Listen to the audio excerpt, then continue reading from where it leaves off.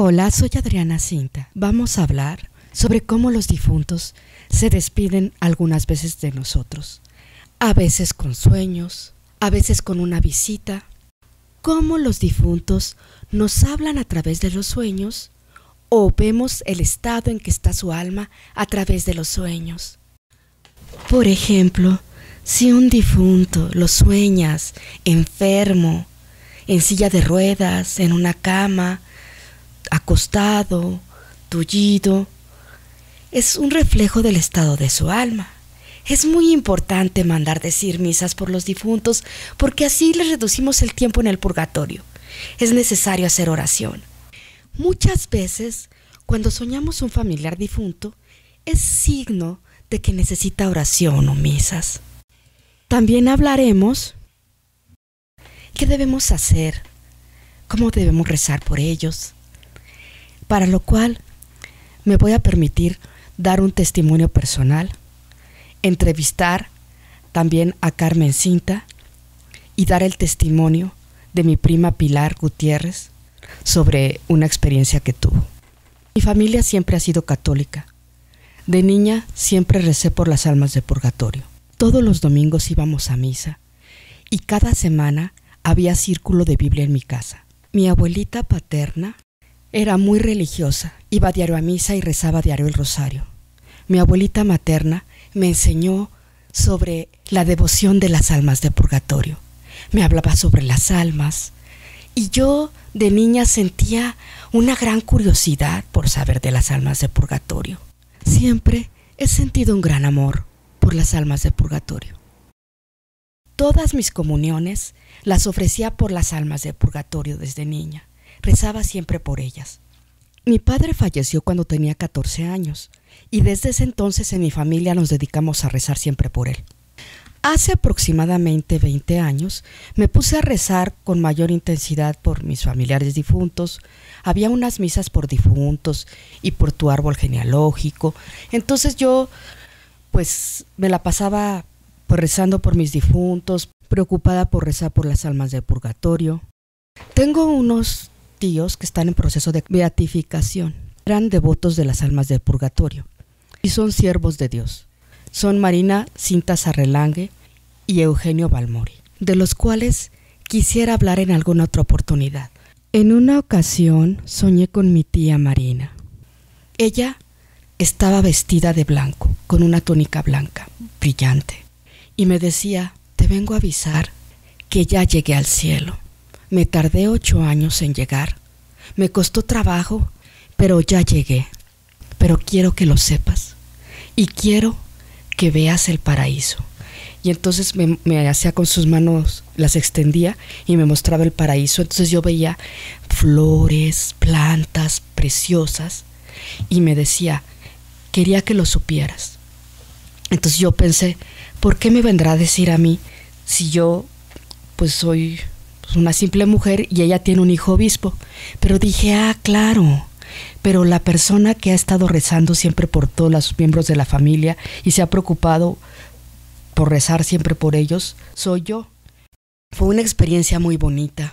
Yo veía, cuando ella me mostraba el cielo, veía primero, un campo, veía flores, unas plantas preciosas. Yo en el sueño sentía una gran paz, una gran alegría, mucha tranquilidad. Y es que muchos santos han pasado por el purgatorio. Si ellos, que son santos, han pasado por el purgatorio, imagínate nosotros, que somos pecadores. Hay almas que han pasado, lo normal son más o menos 40 años en el purgatorio. Hay muchas almas que han pasado 100 años en el purgatorio y son personas que cometieron algún pecado mortal, después se arrepintieron, pero han pasado 100 años en el purgatorio. Algunas otras 200 años, algunos 500, y otros estarán ahí hasta el día del juicio final. En otra ocasión falleció una jefa mía que yo quería mucho. Murió de diabetes. Se llamaba Lupita. Era una excelente persona. Ayudaba a las personas humildes. Siempre le preocupaba no el dinero, sino ayudar a los demás. Yo no pude ir la noche de su velorio. Al irme a acostar, me quedé preocupada porque no pude ir a su velorio porque tenía una situación que me lo impedía. Pero al otro día sí pensaba ir al entierro. Entonces la soñé. Venía con una túnica blanca y me decía: no te preocupes, yo estoy bien, soy muy feliz, estoy en el paraíso, míralo. Y me extendía los brazos y yo veía flores, plantas preciosas y me decía: quiero que estés bien. En esos días estuve yo rezando por ella y estando en la iglesia escuché: por favor, pide perdón por mis pecados, porque no cuidé mi cuerpo, porque comía cosas indebidas por mi enfermedad. Y eso, pues, necesito que por favor pidas perdón y repares. También porque me malpasaba mucho, me acostaba muy tarde, maltrataba mi cuerpo, ya que ella era abogada y se acostaba muy tarde haciendo casos, estudiando casos, ayudando a la gente. No tenía tiempo ni para ella. Yo quiero aclarar que yo estaba en la iglesia rezando, o sea, yo no la llamé, ni la invoqué, ni nada. Simplemente estaba rezando. Está prohibido el espiritismo en la iglesia católica, el invocar muertos, el llamarlos, el ir con los llamados mediums. Las almas del purgatorio, como premio a los devotos de ellos, rezan para que sus devotos, los que rezan por ellos, tengan gracias o dones espirituales. Es que de esa forma los pueden ayudar. Por ejemplo, como María Sima, que tenía grandes experiencias con almas de purgatorio, o muchos santos las han tenido también. Aquí en el canal tenemos varios testimonios de santos que tenían experiencias con almas de purgatorio. Yo puedo decir: yo ofrezco este rosario por las almas de purgatorio, les pido que por favor intercedan para que se me arreglen todos mis problemas y lo ofrezco también por ellas. Eso es muy diferente porque ellas son intercesoras de nosotros y por la comunión de los santos, ellos rezan por nosotros y nosotros rezamos por ellos. Dios muchas veces permite que almas del purgatorio vengan y soliciten ayuda. Y más que nada es porque ellas interceden por nosotros y nosotros rezamos también por ellas. ¿Y cómo se repara? Pues por ejemplo, si voy a misa, yo siempre digo: Jesús, ven en tu divina voluntad. María, ven en la divina voluntad. Porque cuando tú lo haces en la divina voluntad, las oraciones llegan hasta lo más profundo del purgatorio. Y además, es una oración que queda en un eterno presente como replicándose, en la eternidad. Después digo: Señor, yo ofrezco mi misa, mi comunión, mi limosna, en reparación de los pecados de Lupita, de que maltrató su cuerpo, de que no comió las cosas adecuadas para su salud, para que tenía su enfermedad de diabetes, y por las almas de purgatorio. Si me levanto en la mañana: Señor, yo te ofrezco todo lo que voy a hacer el día de hoy y todo lo que he hecho en un pasado, presente y futuro. Lo uno a las 5 llagas de Jesús, a la corona de espinas, a la pasión de Cristo, al acto único de Dios, y lo ofrezco en reparación de los pecados de Lupita, que no cuidó su cuerpo y que comía cosas indebidas que no le eran adecuadas para la diabetes. Si voy a rezar el rosario, digo primero: Jesús, ven en tu divina voluntad. María, ven en la divina voluntad. Uno, este rosario que voy a rezar a las 5 llagas de Jesús, a la corona de espinas, a la pasión de Cristo, al acto único de Dios, y lo ofrezco por Lupita, que ella no cuidó su cuerpo, se malpasó y comía comida inadecuada para su enfermedad de diabetes. Y también lo ofrezco en reparación de mis pecados personales míos y de mis antepasados y por las almas de purgatorio.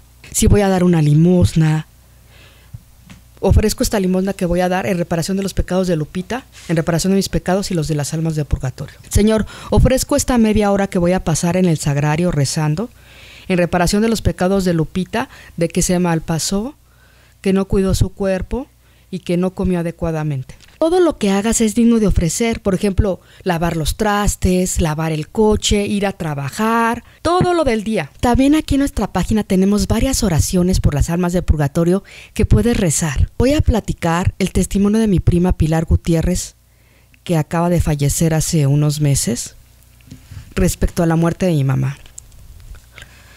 Mi mamá tenía una ahijada de bautismo, que era mi prima Pilar. Entonces mi mamá me dijo: ay, siempre quiero como ver más a tu prima, es mi ahijada, siempre quiero comprarle regalos, como que me siento un poco en deuda con ella, o sea, como que quisiera frecuentarla más. Entonces, cuando mi mamá fallece, dice mi prima que esa noche, de repente estaba en su cuarto, pues acostada, y de repente, pues vino una luz muy, muy, muy blanca, brillantísima, y entonces que mi mamá se le presentó con una túnica blanca y le dijo: vengo a despedirme de ti. Entonces ella dice que sentía una gran paz, un gran amor, una gran tranquilidad, y entonces ella le dijo: yo quiero ir contigo. Le dijo: no, donde yo estoy tú no puedes ir, todavía no es tu tiempo, pero me vine a despedir de ti. Y decía que sentía así una gran paz, una gran alegría, y que después se desapareció. Hay casos en que existe la comunión de los santos. Todos estamos unidos por la comunión de los santos.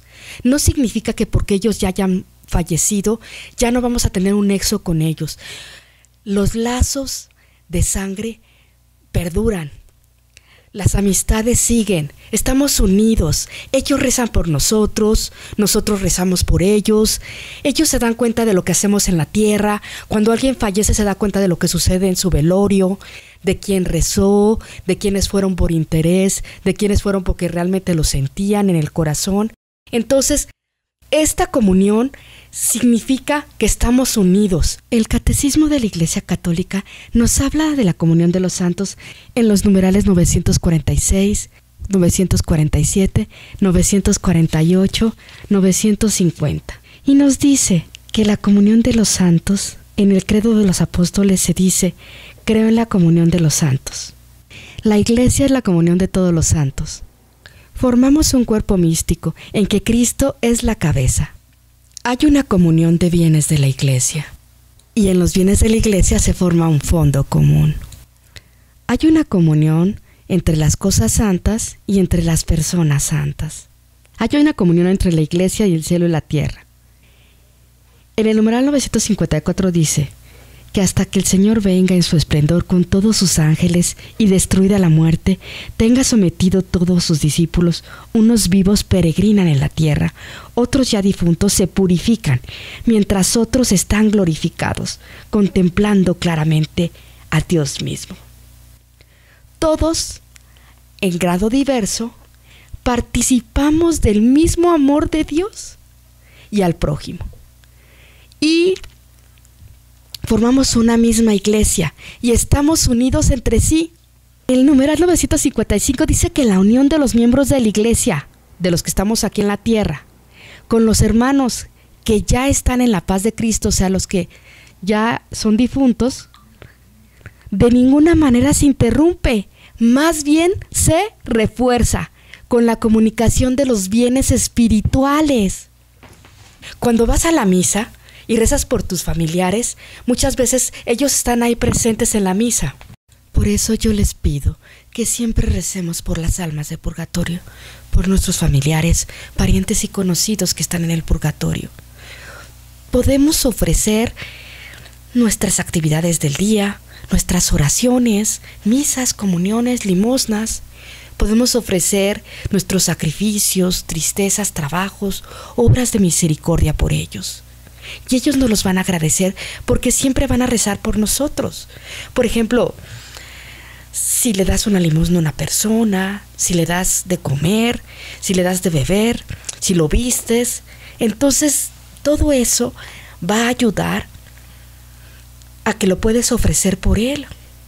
Si vas a visitar un enfermo, dices: yo ofrezco visitar un enfermo por las almas de purgatorio.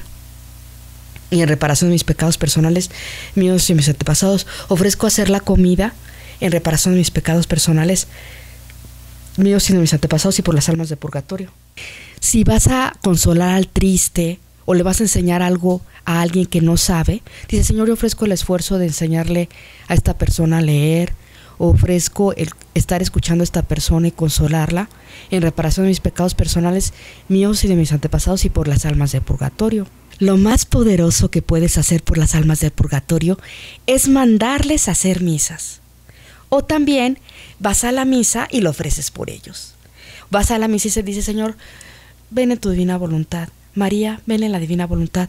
Yo ofrezco esta misa que voy a escuchar, la comunión y la limosna que voy a dar, por las almas de purgatorio, en reparación de mis pecados personales, míos y de mis antepasados, por mis familiares, parientes y conocidos que están en el purgatorio. Ahora vamos a escuchar el testimonio del sueño de Carmen Cinta. Hola Carmen, ¿cómo estás? Bien, gracias. ¿Y tú, Adriana? Bien, gracias. ¿Nos podrías platicar tu experiencia sobre tu sueño que tuviste de tus antepasados? Sí, claro. Una noche soñé que de repente se me acostaba a alguien en la cama, se me sentaba. Yo ya había oído que algunas personas sentían eso. Entonces, en ese sueño, de repente se me sentaba alguien y me asustaba mucho. Y ese alguien me decía: no te asustes, soy tu bisabuela. Y bueno, pues yo me tranquilizaba. Dije, bueno, es mi bisabuela Esther, que vestía un vestido pues a la usanza de 1800. Y de repente se sentaba otro muerto más, y era otra muerta. Y esa muerta le decía: ay, hola, ¿cómo estás, Esthercita? Ay, muy bien, ¿tú quién eres? Ay, yo soy pariente de Juan, soy la tía abuela de Juan. No me digas, yo soy la abuela de Esther, ¿cómo te va? Ay, pues muy bien, mira qué lindo tu vestido de encaje, me encanta. Ay, sí, siempre me encantó mientras estaba viva. Y de repente llegaba otra muerta, se sentaba también en mi cama y comenzaba a conversar con ellas. Hola, ¿cómo estás? ¿Tú quién eres? Ay, yo soy la tía abuela de Esther. ¿En serio? Guau, yo soy la abuela de Esther. Sí, pero yo soy de parte de su papá. Ay, no me digas. Sí. Oye, qué bien. Y de repente ya era una algarabía.